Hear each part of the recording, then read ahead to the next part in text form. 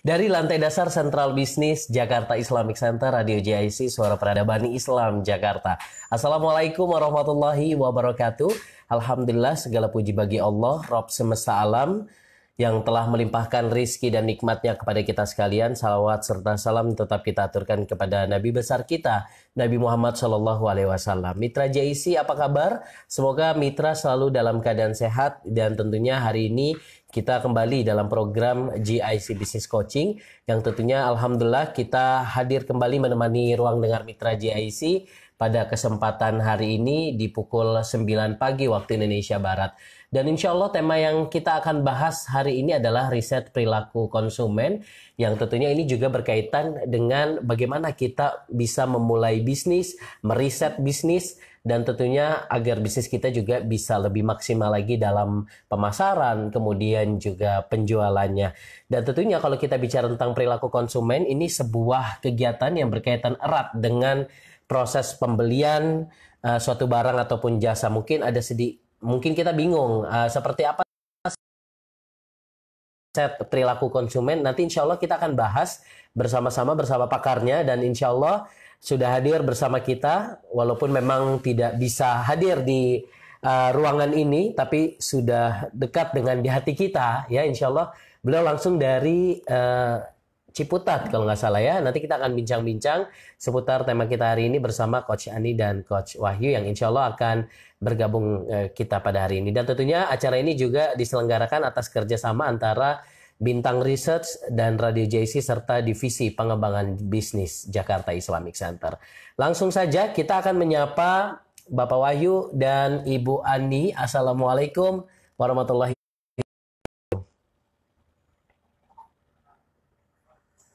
Iya, boleh suaranya agak lebih belum terdengar dari sini, Pak. Assalamualaikum warahmatullahi wabarakatuh. Waalaikumsalam warahmatullahi wabarakatuh. Mulai walaupun memang tidak terlalu jelas. Gimana, Pak Coach Wahyu dan Bu Ani, sehat?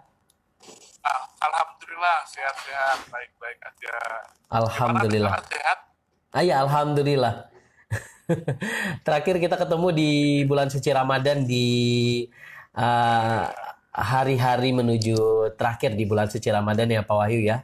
Yang tentunya kita membahas seputar workshop tentang bagaimana kita memarketing research. Nah, hari ini kita akan bicara tentang riset perilaku konsumen. Begitu Pak Wahyu? Ya, betul. Iya. Insya Allah kita nanti akan bahas bersama-sama bersama Mitra JC melalui aplikasi Zoom, yang tentunya ini disiarkan melalui Facebook Radio JC dan Radio JC di frekuensi 107.7 FM. Silakan Pak Wahyu untuk menyapa terlebih dahulu Mitra JIC, komunitas-komunitas bisnis yang saat ini sedang mendengarkan siaran kita hari ini. Silakan. Assalamualaikum warahmatullahi wabarakatuh. Waalaikumsalam warahmatullahi wabarakatuh. Selamat pagi para mitra bisnis, mitra JIC, dan sahabat-sahabat bisnis dimanapun berada. Alhamdulillah dalam masa corona ini kita senantiasa diberi kesehatan ya. Semoga jangan ada lagi yang bertambah teman-teman bersaudara kita yang terkena dampak corona ini. Terus saudara di pagi ini tetap semangat dalam menyongsong hari-hari ke depan, tetap optimis, dan tetap bisnis tetap harus jalan sesuai dengan apa yang kita tujukan, apa yang kita niatkan, seperti itu. Dan insya Allah pagi ini kami dari Bintang Riset akan share sedikit mengenai riset perilaku konsumen.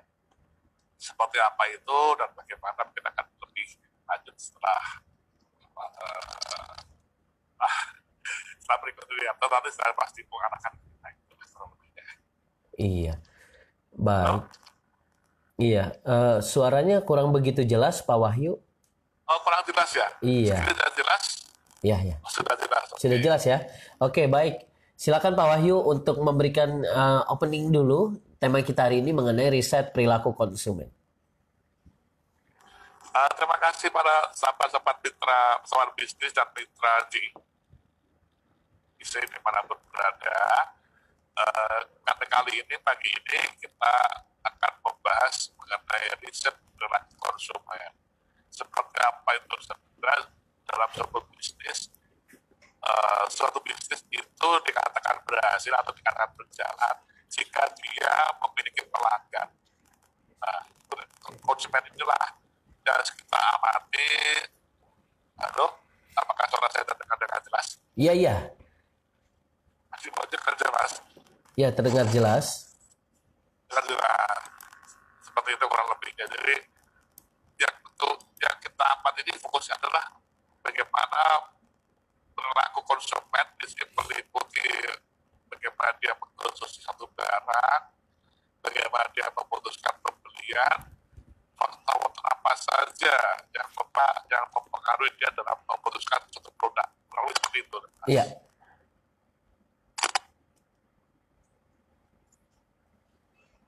Iya. Baik. Ya, tadi sudah dijelaskan sebagai opening yang manis ya di tema kita hari ini seputar tentang riset perilaku konsumen. Artinya ini menjadi sesuatu hal yang amat penting bagi kita dalam hal bagaimana sebelum kita berdagang, sebelum kita memang fokus kepada bisnis kita. Tentunya kita perlu ada yang namanya riset pasar itu sendiri. Nah, ini kan berkaitan dengan perilaku konsumen antara barang dan jasa yang nanti kita akan bahas secara lebih detail lagi bersama Coach Wahyu dan Coach Ani dari Bintang Research. Silakan kembali untuk Pak Wahyu. Gimana Pak? Sudah terdengar jelas suara saya ya Pak ya?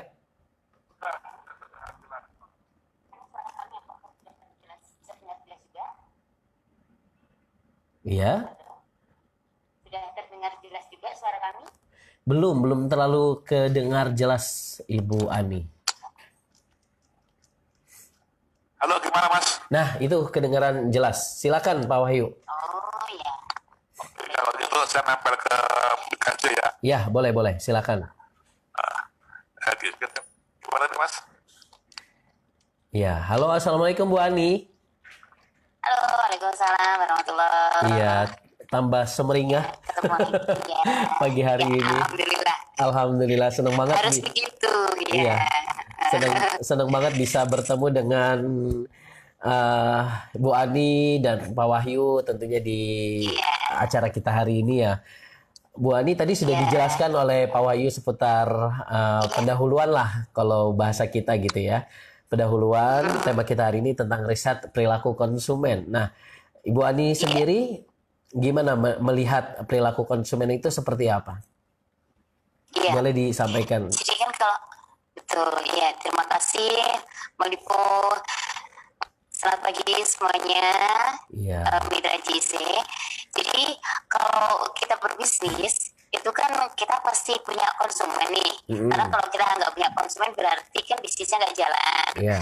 Nah, untuk supaya menggait konsumennya sebanyak-banyaknya, kita harus tahu perilaku mereka seperti apa. Jadi supaya kita ini memberikan produk yang kita tawarkan itu produk yang sesuai dengan keinginan mereka, sesuai dengan kebutuhan mereka, sesuai dengan kondisi mereka. Nah, gitu. Iya. Untuk itu diperlukanlah adanya survei tentang perilaku konsumen ini sendiri. Gitu.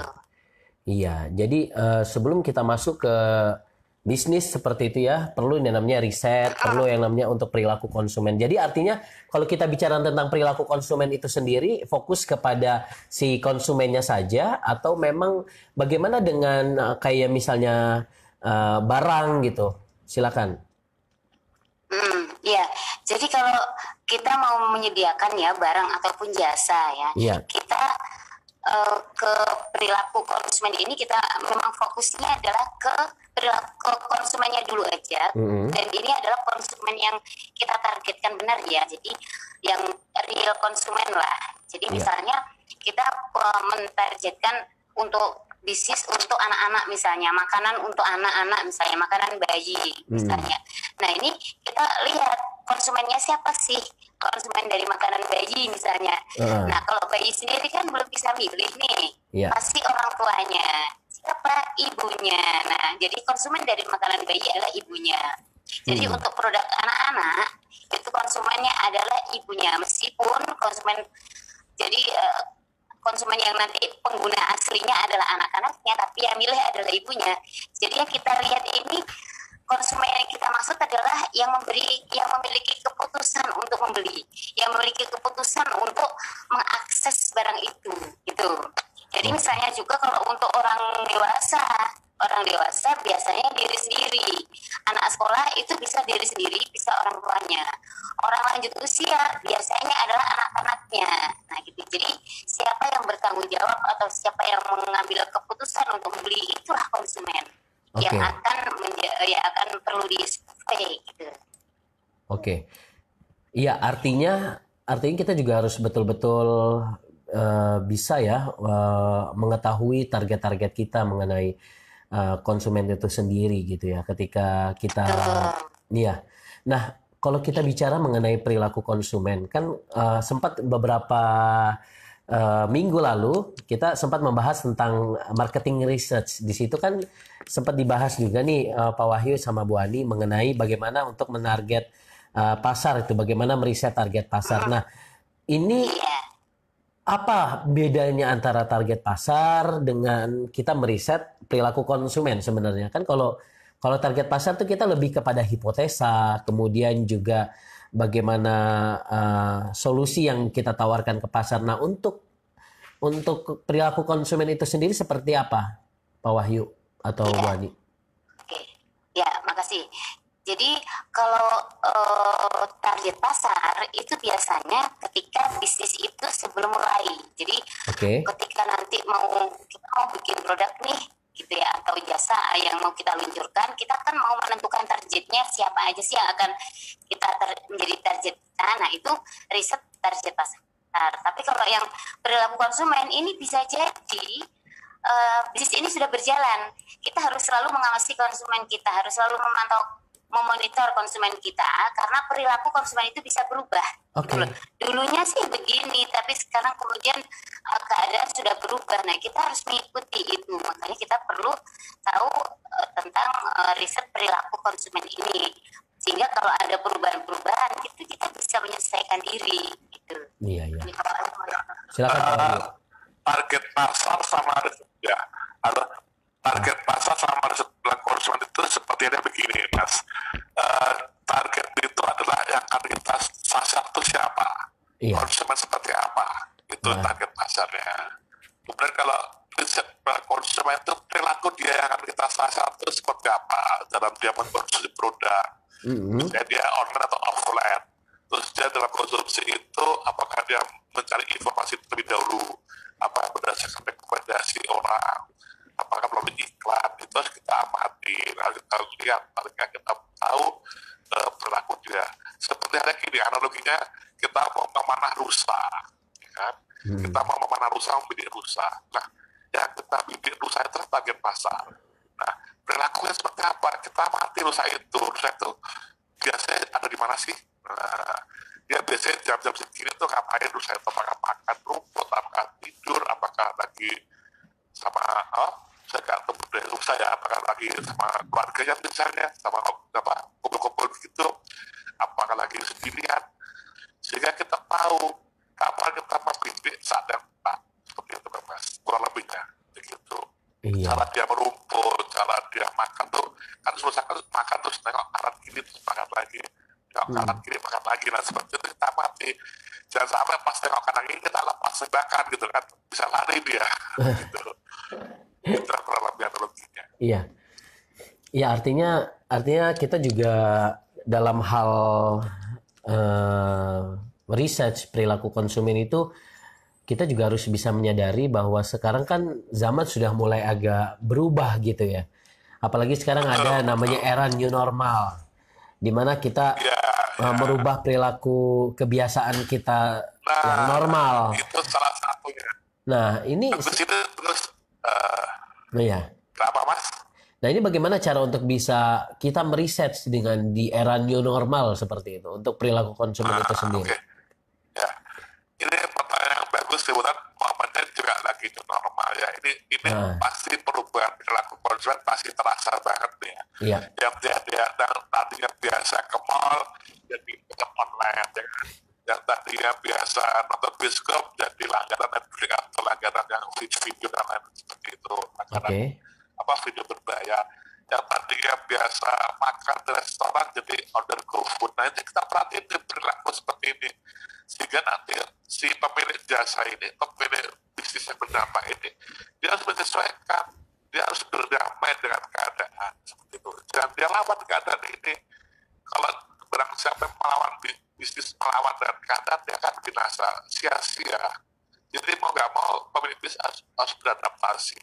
Misalnya tadi contohnya di restoran kok tiba-tiba new normal atau PSBB PSBB itu udah rubah konsep jadi GoFood atau take away, hanya melayani take away aja, atau buat promo-promo yang sehingga menarik orang untuk beli dalam GoFood misalnya, dan membeli sekian dapat free apa, sehingga orang tertarik untuk pesan GoFood atau mendapatkan cashback atau poin macam-macam seperti itu. Itulah harus diamati oleh pelaku bisnis itu. Bagi bisnis yang tidak terlalu berdampak ya.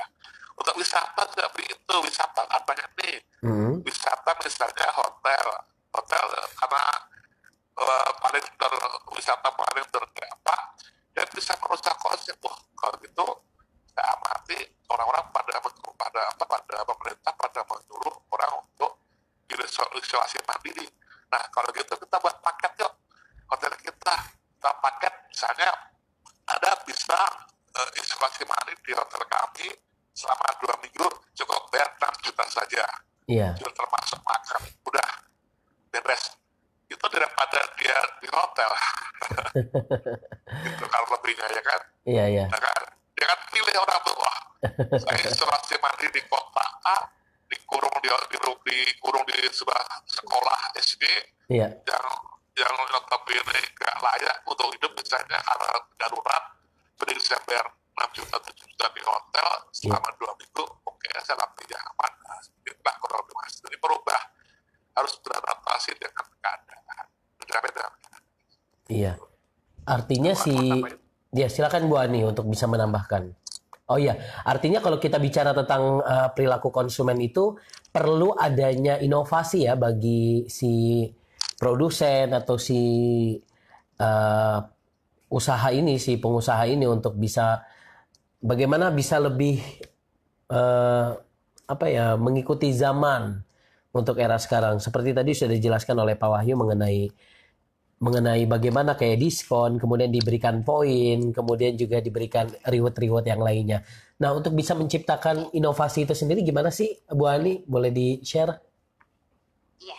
Iya, makasih. Jadi kan nanti riset perilaku konsumen ini hasilnya itu nanti kan akan menjadi bahan untuk pertimbangan atau bahan untuk bahan kebijakan lah pada pengusaha ini untuk nanti menerapkan hal-hal baru gitu ya, untuk menyesuaikan diri dengan keadaan yang sekarang, dengan kondisi konsumen, dengan selera konsumen dan sebagainya. Nah, inovasi pasti perlu supaya nggak tertinggal gitu kan. Jadi kalau mau melakukan inovasi seperti apa, ya itu tadi kita lihat perkembangannya sekarang apa ya yang dibutuhkan. Jadi semuanya adalah based on need saja, based on need-nya konsumen, berdasarkan kebutuhannya, juga berdasarkan ini. Pokoknya peluang, ini peluangnya seperti ini, tangkap. Ada peluang seperti ini, tangkap. Gitu aja. Jadi perilaku apa yang disukai konsumen, apa yang tidak disukai, apa yang dibutuhkan, apa yang tidak dibutuhkan. Nah itu nanti akan menjadi bahan pertimbangan gitu oleh pengusaha itu untuk membuat inovasi baru gitu. Karena kalau nggak ada clue dari konsumennya sendiri kan akan bingung. Saya harus bagaimana ya? Harus kira-kira laku apa enggak ya? Nah itu kan masih gambling ini antara laku dan tidaknya. Nah, supaya nanti bisa tepat sasaran, lakukan saja riset perilaku konsumen seperti apa, bukan hanya melihat saja. Jadi kita melihat juga sambil mendengar, menanyai mereka apa yang diinginkan, sehingga kita memberikannya itu bisa pas gitu loh. Saya tambahkan, sebelum melakukan riset, si pemilik bisnis harus tahu, harus paham mengenai siapa dan bagaimana pelanggannya. Itu penting. Pelanggan ini, perilaku ini ada dua ya, dibagi dua. Itu perilaku konsumen secara rasional dan irasional. orang tuh macam-macam Mas. Jadi dia tuh beli kadang berdasarkan rasional, artinya dia beli berdasarkan kebutuhan. Saya pengen beli handphone karena handphone saya rusak, saya butuh, ya kan, itu rasional. Saya pengen beli karena fungsinya ini, dan itu cocok buat saya dan saya butuh, itu rasional. Tapi ada juga yang irasional Mas. Contohnya apa? Pas lagi saya jalan-jalan ke mall, ada promo diskon banding dengan datang iming-iming itu, wah menarik juga ya, handphone nanti bisa buat ini, saya bisa buat ganti handphone saya buat anak saya, saya beli ya. Padahal nggak ada rencana sebelumnya, itu rasional. Jadi terpengaruh oleh iming-iming, iming-iming gimmick tertentu dari promosi itu. Nah, itu usia mati, itu orang senangnya seperti itu. Nah, sekarang pemilik bisnis harus melihat, mengadakan riset, kira-kira dia mau masuk kategori mana. Saya produk dia terdominasi tidak terlalu fast moving, dia bisa melakukan seperti itu. Dia melakukan pakai strategi irasional itu tadi, kebutuhan irasional tadi, bisa dia tiba-tiba menggelar diskon banting harga mesin cuci sampai 80%, 90% bisa gitu ya. Emang dia harus habisin itu daripada di gudang. Nah, di gudang jadi dimakan rayap, dimakan tikus, jadi ada nilai ekonomis yang dijual di harga yang paling kan untuk modal aja. Nah, seperti itulah kurang lebih. Atau dia memancing emosi pelanggan, emosi customer dengan cara, ini loh produknya bagus, itu cocok buat Anda kan sawah nih Mas, gini. Atau yang nggak beli ini, iya benar juga, itu kembali ya. Kita kurang lebihnya. Itu dengan cara apa? Bisa dengan cara pengamatan, kita amati dulu, ya kan? Atau juga bicara dengan survei kuantitatif, berupa kuesioner, kita atau berupa SCD, kita survei mereka tuh mau seperti apa sih? Mereka mau belajar berapa sih? Mereka kalau beli barang tuh apa sih yang mereka pilih ya? Mereka jadi acuan untuk membeli itu apa ya? Gitu, kurang lebih gitu Mas. Iya. Oke, baik. Sudah ditangkap. Jadi untuk perilaku konsumen itu sendiri ya kita sebagai orang yang owner atau bisnis ya, pebisnis harus betul-betul menciptakan inovasi-inovasi baru. Nah, ini menjadi sebuah persoalan juga nih Bu Ani dan Pak Wahyu. Di tengah era new normal saat ini kan banyak sekali para narasumber, banyak sekali para pembicara yang menyarankan untuk kita sekarang beralih kepada bisnis yang era new normal seperti masker dan lain-lain. Nah, sekarang ini lagi menjamur masker. Nah, ini kan persaingan sangat wajar dalam dunia bisnis. Nah, bagaimana supaya bisa menghadapi itu semua persaingan-persaingan di pasar di luar sana? Oh iya, kalau menurut saya gini, orang yang biasa produksi kain ya, dan baju, coba pakai masker. Karena demandnya tinggi di masker, kan bahan bakunya sama kan, sama-sama kain. Nah, cuma bikin keunikan, misalnya masker dari kain yang seperti apa, kemudian maskernya dengan cara bordir misalnya, atau maskernya dengan cara sablon custom misalnya. Jadi kita melayanin pemesanan satu pun dilayanin, nggak usah banyak. Jadi orang tertarik, wah, saya nggak mau dong masker gitu-gitu aja. Saya bisa kita buatkan, satu bisa kita buatkan, nah, seperti itu. Jadi hal seperti yang buat keunikan dari cara new normal ini yang kira nggak bisa dilakukan oleh kompetitor lain. Oke. Silakan. Penyesuaian diri ini jatuhnya memang bukan hanya pada apa yang mereka butuhkan, karena kan yang nangkep banyak sekali ya apa yang mereka butuhkan misalnya. Nah, supaya bersaingnya itu lebih kompetitif lagi adalah apa yang mereka inginkan, apa yang diinginkan oleh konsumen, gitu kan. Terus selain itu juga kalau mereka yang diinginkan kayaknya biasa aja, kalau ditanya mungkin orang juga ini, kita coba tawarkan hal yang baru. Kadang-kadang konsumen itu tidak bisa mengungkapkan secara eksplisit gitu, apa yang mereka inginkan. Tapi dari tanggapan-tanggapannya, dari riset yang kita lakukan itu kita bisa menangkap benang merahnya. Oh seperti ini. Nah, nanti tawarkan dalam riset, nanti juga bisa ditawarkan. Kalau nanti ada seperti ini gimana? Kalau dikasih model-model rendah gimana? Kalau model-model yang ini gimana gitu? Karena kan kalau misalkan yang biasa-biasa aja, masker biasa aja kayak yang umum lainnya, itu kita pasti bersaingnya itu di harga. Tapi gimana supaya kita ini harga tetap bagus, tapi tetap laku gitu loh, nggak kalah sama pesaing yang lain. Nah itu dia kita apa yang mereka inginkan. Biasanya gini, orang itu lebih suka sifatnya itu personal, hal-hal yang sifatnya personal.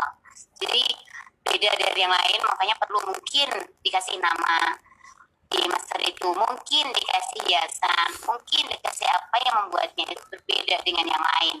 Unik tapi tetap elegan. Nah itu ditanya. Artinya kita juga jangan terlalu takut dengan persaingan yang ada, karena memang persaingan itu sesuatu yang biasa dalam dunia bisnis. Bagaimana kita sebagai pengusaha harus betul-betul bisa berinovasi. Seperti tadi Bu Ani katakan, ya kita kasih nama gitu ya. Kalau bisa yang lebih baik lagi gitu ya, supaya bisa. Siapa tahu nanti ada masker yang misalnya masker AC gitu yang bisa yang bisa dingin gitu ya, kita dinikmatin ya contoh. Bisa diciptakan Mas. Diciptakan bisa itu. Iya, kemarin sempat lihat ada beberapa podcast dari youtuber katanya sudah mulai itu ada masker yang dihirup udah bisa didingin gitu. Jadi betul-betul.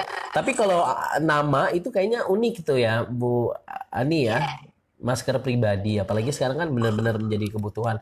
Nah ini kan kalau kita bicara tentang riset ini kan bicara tentang metodologi, tentang penelitian. Nah kira-kira pertanyaan apa nih yang menjadi sasaran utama gitu untuk kita bisa mengetahui seperti apa perilaku konsumen kita? Bisa dijelaskan nggak Pak Wahyu?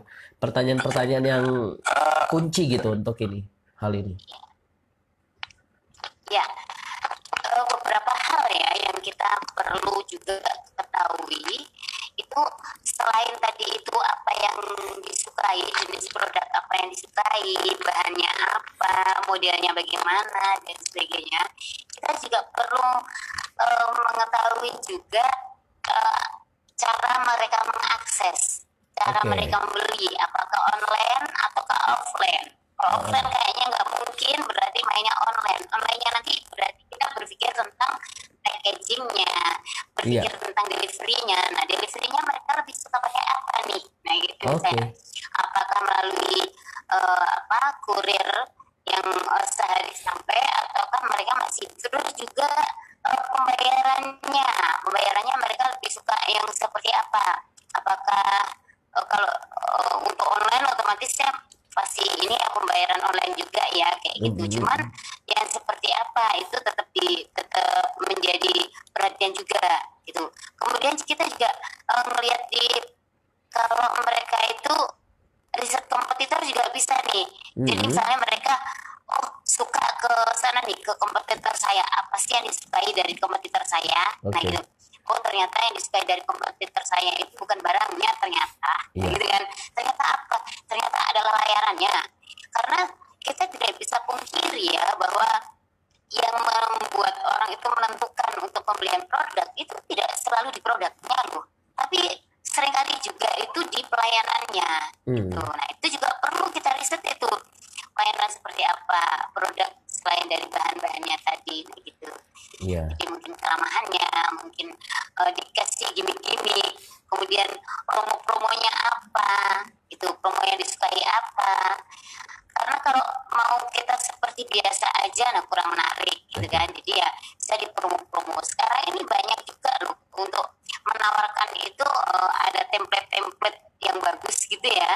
Nah itu nanti bisa dimodifikasi sedemikian rupa supaya nanti tampilan dari barang yang kita tawarkan itu menjadi menarik. Nah itu juga kita mesti melihat juga model tampilan seperti apa sih, promo seperti apa sih yang mereka sukai, promonya di mana, supaya ke pasaran. Itu adalah di perilaku konsumen. Kalau mereka, para konsumen ini orang-orang yang nggak lepas dari HP, ya udah semuanya mainkan di HP, semuanya main WA, ya udah promonya di WA. Cuman banyak juga orang nggak suka promo di WA itu karena terlalu berjubel. Nah kita harus gimana supaya bisa elegan gitu. Iya. Menawarkannya. Artinya pertanyaan-pertanyaan tersebut, berapa banyak yang dibeli, di mana biasa beli, promo yang disukai atau cara bayarnya beli apa saja yang dibeli itu pertanyaan-pertanyaan yang memang menjadi kunci ya. Nah, ini kalau Pak Wahyu, nah ini caranya seperti apa? Kalau tadi sudah dijelaskan nih kira-kira ada pertanyaan-pertanyaan dari Bu Ani sudah memberikan clue gitu pertanyaan-pertanyaan. Nah, bagaimana cara untuk bisa langsung ke sasaran?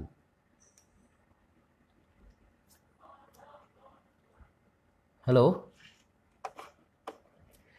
Ya, baik. Dari A sampai Z itu betul ya. Ya.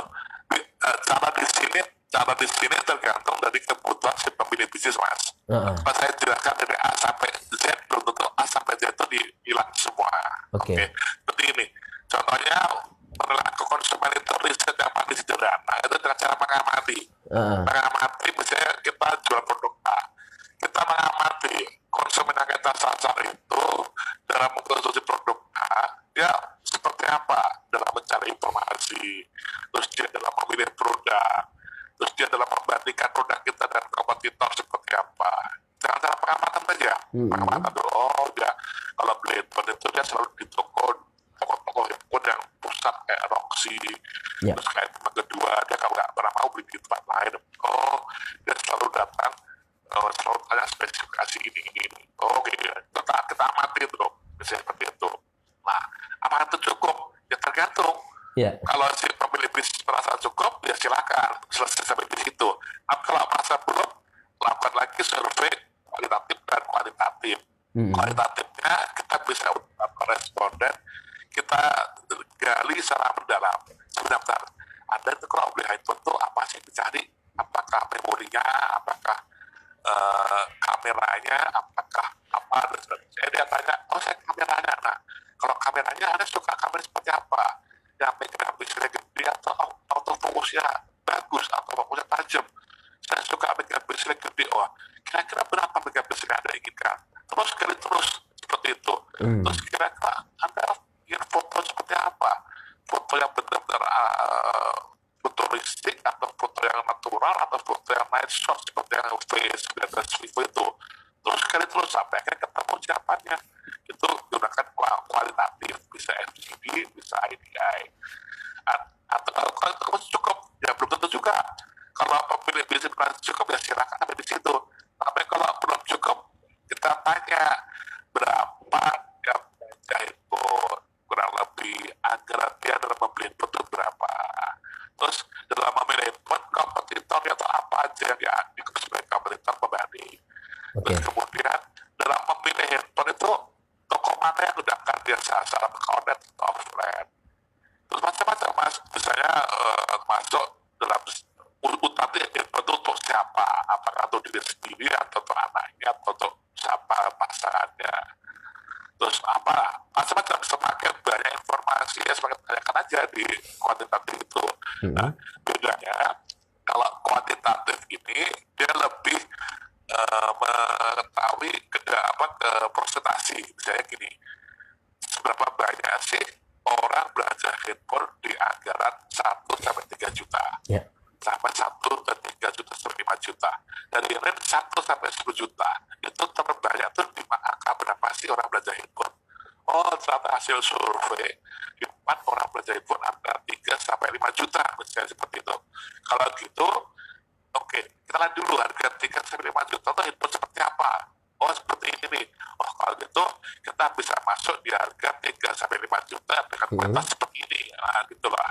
Tentukan dari hasil survei itu harus kuantitatif, Mas. Nggak bisa pengamatan karena kita nggak tahu dari range 1-10 juta itu orang belanja handphone itu di angka berapa terbanyak, kita nggak tahu.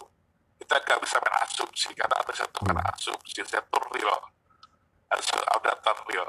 Asumsi kira-kira sih angka 10 juta deh. Kenapa kok bisa bilang gitu?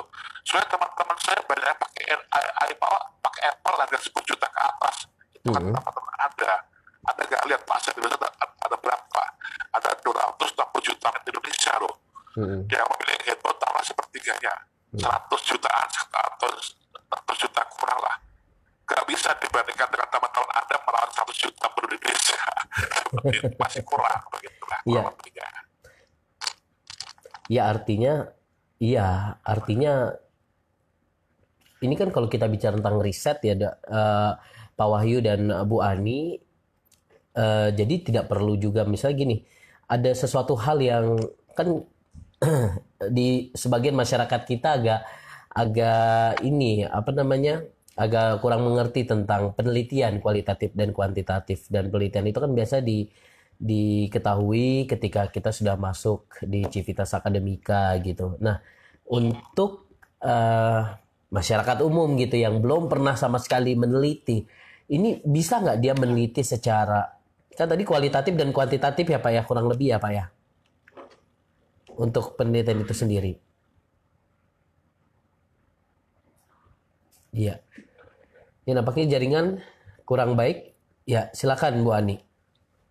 Ya, iya. Jadi gini, kalau untuk kita mau melakukan penelitian secara sederhana sendiri, itu Iya, bisa. iya, gimana? Jadi misalnya ya tergantung dari kebutuhan kita saja gitu. Oke. Dari pengusaha itu kebutuhannya seperti apa. Oh, kalau misalnya bisnisnya masih kecil, Iya. bisnisnya sederhana, nggak apa-apa. Minimal tuh bisa dengan pengamatan, ya kan? Pengamatan itu juga riset itu. Oke. Pengamatan, kemudian nanti dari pengamatan itu kan, oh sepertinya begini, sepertinya gini. Sebaiknya dari sepertinya itu, kata-kata sepertinya itu kan masih asumsi ya, itu dipertegas dengan benar-benar menanyakan ke mereka. Nah, pertanyaannya itu kan bisa pertanyaan secara mendalam, ya kan, mendalam seperti tadi yang Iya. Ya, nampaknya jaringan kurang bagus ya, Mitra GIC. apa misalnya gitu. Ya, silakan.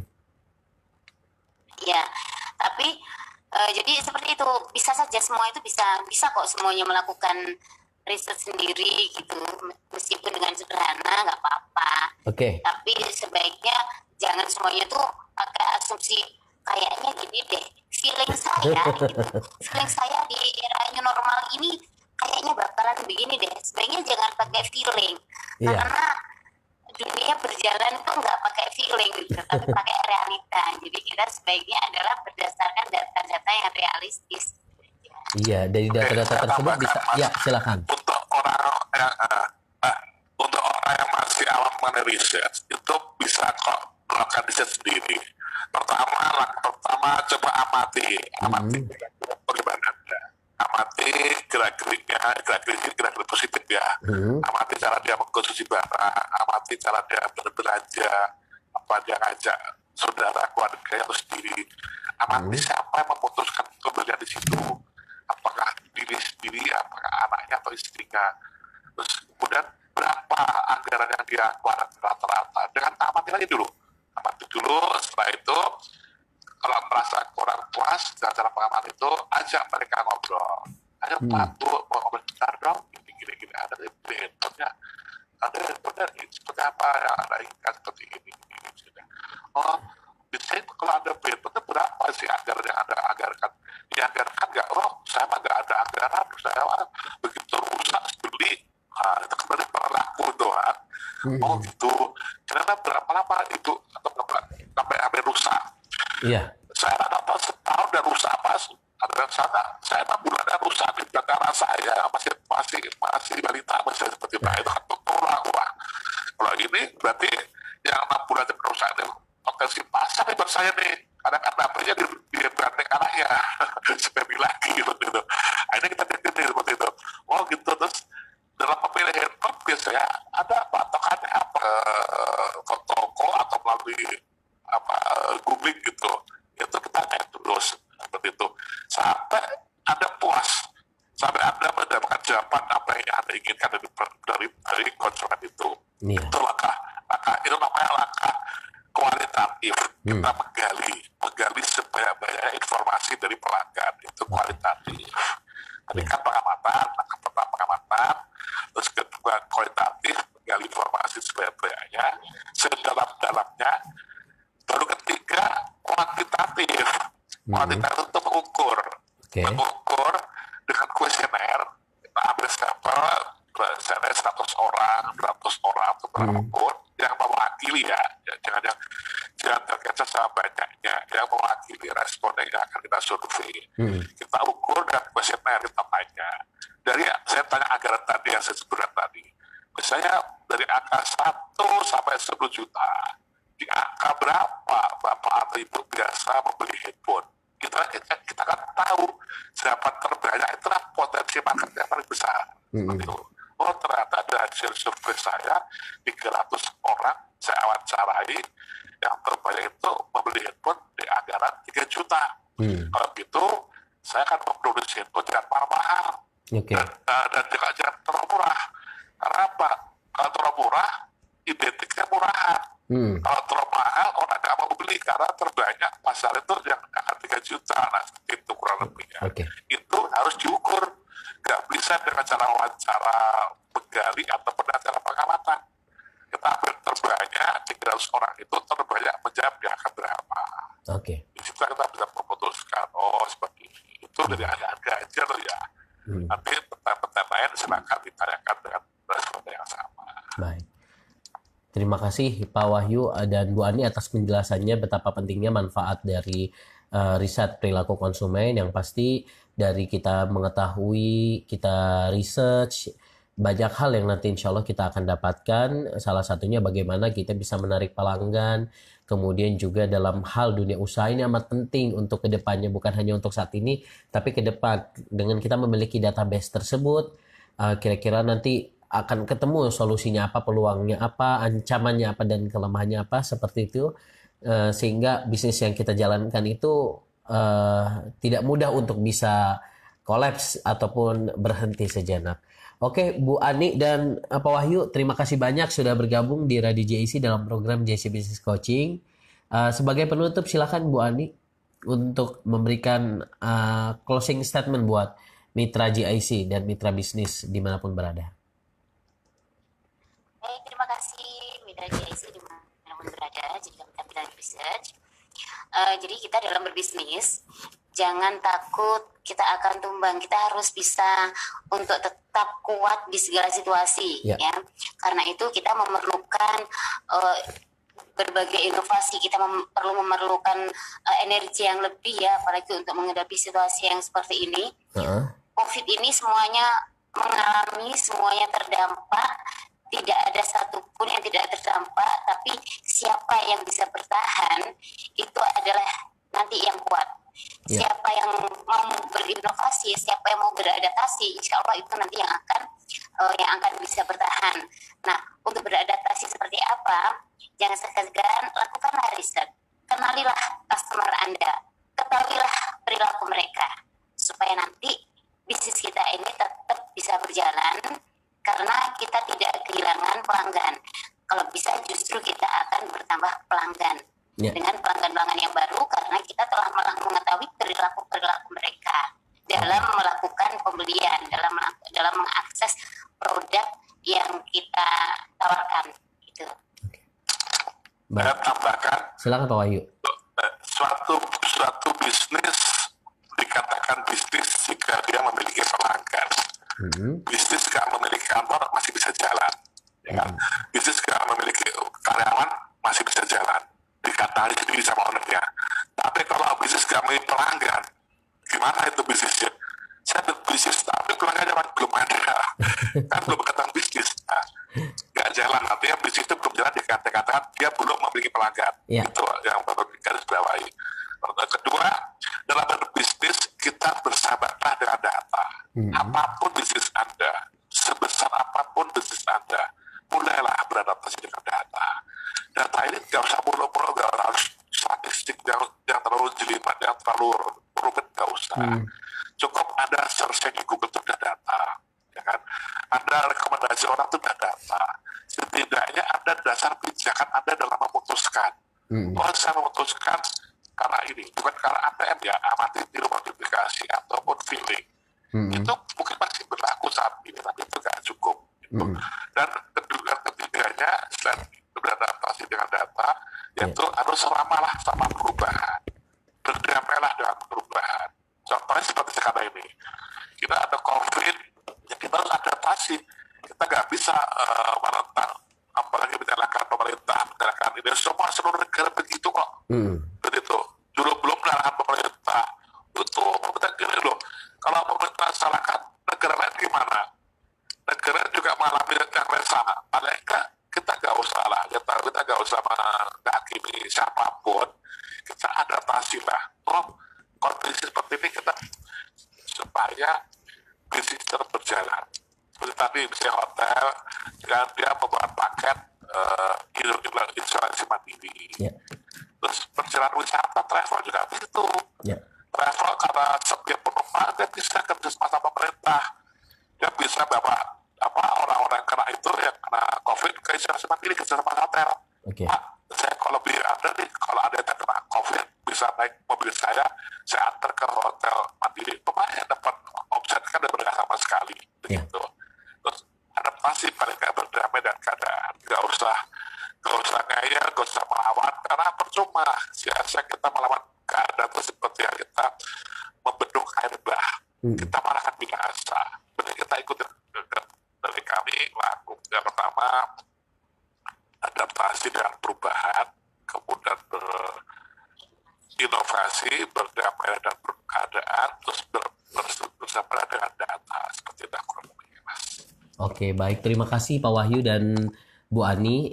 Yang pasti sama-sama. Iya, dengan mudah-mudahan di program ini, di Bintang Research ini, di program JC Business Coaching ini dapat memberikan value nilai buat seluruh para pengusaha untuk UMKM, komunitas bisnis yang saat ini sedang menjalani bisnis, bahwa penting untuk kita semua untuk meriset bisnis, menarget pasar, kemudian juga perilaku konsumen, dan insya Allah mudah-mudahan kita bisa ketemu lagi Bu Ani dan Pak Wahyu untuk memberikan materi seputar hal ini, karena dengan kita memberikan informasi ini, kita mulai terbuka tentang betapa pentingnya riset bagi usaha. Dan tentunya terima kasih kami ucapkan juga kepada PT Bintang El Syam Aditama Tobea dari Bintang Research. Dan untuk Mitra JC informasi lebih lanjut bisa langsung cek aja di websitenya di www.bintangresearch.co.id. Dan insya Allah founder dari atau CEO Bintang Research adalah Bapak Muhammad Wahyu. Adapun untuk Ibu Agustriani Muzayana, kandidat dokter juga, mudah-mudahan. Amin. Founder Bintang Research, mudah-mudahan juga betul-betul bisa ini. Dan ini menarik, nanti insya Allah nanti kita akan ketemu lagi Bu dan Pak Wahyu di lain kesempatan dengan tema yang berbeda. Kalau ingin diskusi bisa kasih email saya, Mas. Ya, email. Ya, jika ada teman-teman sahabat bisnis atau mitra JC yang ingin berdiskusi, iya, itu bisa ke email saya, bisa. Oke. Emailnya boleh di-share, Pak? Ya, email saya MS Mama Sierra Whiskey Alpha Hotel Yankee Uniform MS Wahyu @Bintang Research bahasa Inggris ya, bintangresearch.co.id. Oke, nanti MS Wahyu bintangresearch.co.id. Ya, artinya nanti kita akan share kepada Mitra JC yang pengen lebih pengen mengetahui tentang seperti apa sih untuk bisa meriset sebuah perusahaan ataupun usaha-usaha yang kita miliki. Oke, terima kasih Pak Wahyu. Nanti insya Allah untuk email nanti kita akan share ya untuk Mitra JC semua ya. Iya. Terima kasih Pak Wahyu langsung dari Ciputat ya Pak ya. Ya, salam buat teman-teman. Iya, sama-sama. Ya, Mitra JC, alhamdulillah kita sudah di penghujung acara kita hari ini, program JC Business Coaching kerjasama antara Bintang Research dengan Radio JIC. Mudah-mudahan apa yang disampaikan ini bermanfaat untuk kita semua. Billahi taufik wal hidayah. Wassalamualaikum warahmatullahi wabarakatuh.